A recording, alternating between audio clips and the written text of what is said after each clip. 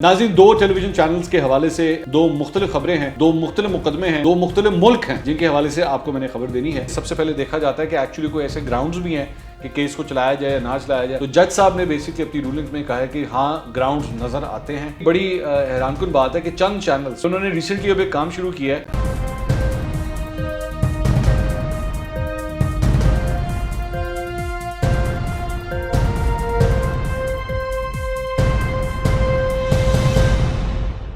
अस्सलाम वालेकुम नाज़रीन, मैं हूं मंसूर अली खान। अपने YouTube चैनल के ऊपर आपको खुशामदीद कहूँगा। सबसे पहले आपसे दरख्वास्त के चैनल को सब्सक्राइब करना मत भूलिएगा और बेल आइकन ज़रूर प्रेस कीजिएगा। नाज़रीन, दो टेलीविज़न चैनल्स के हवाले से आपको एक ख़बरें देनी है। दो मुख्तलिफ चैनल्स हैं, दो मुख्तलिफ ख़बरें हैं, दो मुख्तलिफ मुकदमे हैं, दो मुख्तलिफ मुल्क हैं जिनके हवाले से आपको मैंने खबर देनी है। और मामला जो है वो दोनों साइड्स के ऊपर जो मामला आते हैं वो रिपोर्टिंग के हवाले से, सहाफ़त के हवाले से आते हैं। सबसे पहले जो आज एक डेवलपमेंट हुई है वो डेवलपमेंट हुई है जो सीनियर सहाफ़ी हैं अंसार अब्बासी साहब, जिनका ताल्लुक जियो और जंग ग्रुप से है। उन्होंने, आपको याद होगा कि जो साबिक चीफ जज थे गिलगित बल्तिस्तान के, राना शमीम, उनके हवाले से एफिडेविट की खबर जो है उन्होंने ब्रेक की थी, जिसके बाद कोर्ट ने जो है इसका नोटिस लिया था। और जितने भी फ़रीक़ैन हैं, जिसमें मीर शकील उर रहमान हैं, जिसमें अंसार अब्बासी साहब हैं, जिसमें जज राना शमीम है, सबको जो है वो अदालत में बुला लिया गया था। उसके बाद इस केस की जो है वो रिपोर्टिंग का आगाज़ होता है। जब रिपोर्टिंग स्टार्ट होती है तो उसके बाद हुआ ये कि ARY न्यूज़ के ऊपर जो है वो ये जो आप स्क्रीनशॉट देख रहे हैं ये चला, और इसके अंदर जो है वो chief justice Islamabad high court justice अतर मिनुल्लाह साहब, उनको कोट करते हुए ये कहा गया कि जी अंसार अब्बासी की झूठी खबर ने सच को झूठ कर दिया। ये बेसिकली उनको कोट करते हुए ये खबर चली। अच्छा, जब जिस दिन ये खबर चली थी तो उस दिन जितने रिपोर्टर्स, ज़्यादातर जो, बल्कि तकरीबन सारे जितने कोर्ट के अंदर मौजूद थे, उन सब ने जो है वो ट्विटर के ऊपर, सोशल मीडिया के ऊपर जाके कहा भी कि ऐसा किसी किस्म का कोई रिमार्क जो है वो चीफ जस्टिस की जानिब से नहीं दिया गया और ये ARY न्यूज़ की जानिब से गलत रिपोर्टिंग की गई है। अब हुआ इस पर क्या है कि इसके ऊपर आज अंसार अब्बासी साहब ने जो है वो बाकायदा तौर पर एक एप्लीकेशन जो है वो इस्लामाबाद हाई कोर्ट के अंदर मूव की है। ये एप्लीकेशन आप स्क्रीन के ऊपर भी देख रहे हैं। इसके अंदर उन्होंने ये कहा है कि जी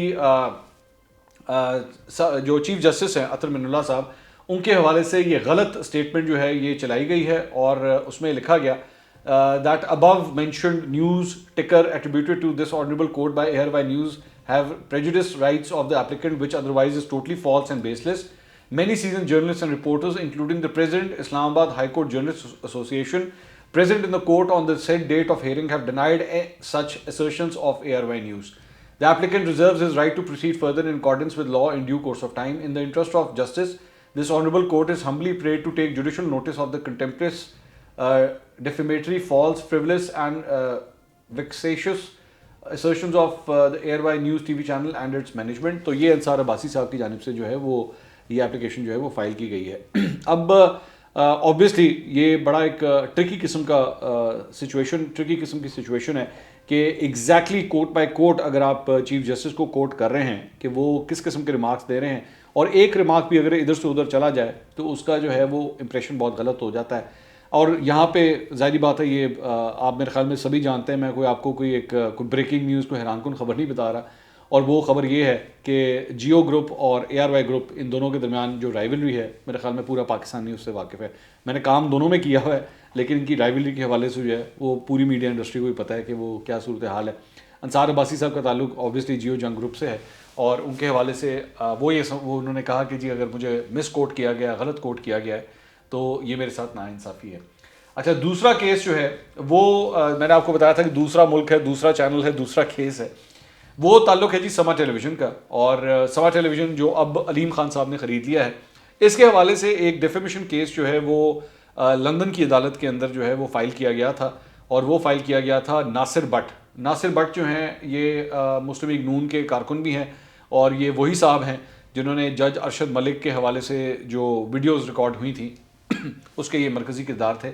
तो इनके हवाले से एक ब्रॉडकास्ट हुई थी 11 जुलाई 2019 को समा के ऊपर, और उसके अंदर जो है वो वहाँ पे एक अदनान आदिल साहब जो बतौर तज्ज़ियाकार समा टेलीविज़न में काम कर रहे थे, अदनान आदिल साहब बैठे हुए थे, और उन्होंने अपने तज्ज़िये के अंदर जो है वो नासिर भट्ट साहब के हवाले से कहा था कि जी इन्होंने जो है वो जज अरशद मलिक को प्रेशराइज़ किया था और उनको थ्रेटन किया था, ان کو دھمکیاں دی تھی اور ان کو رشوت بھی جو ہے وہ دینے کی کوشش کی تھی. یہ سارے الزامات جو ہیں وہ انہوں نے اپنے تجزیے کے اندر کہے تھے.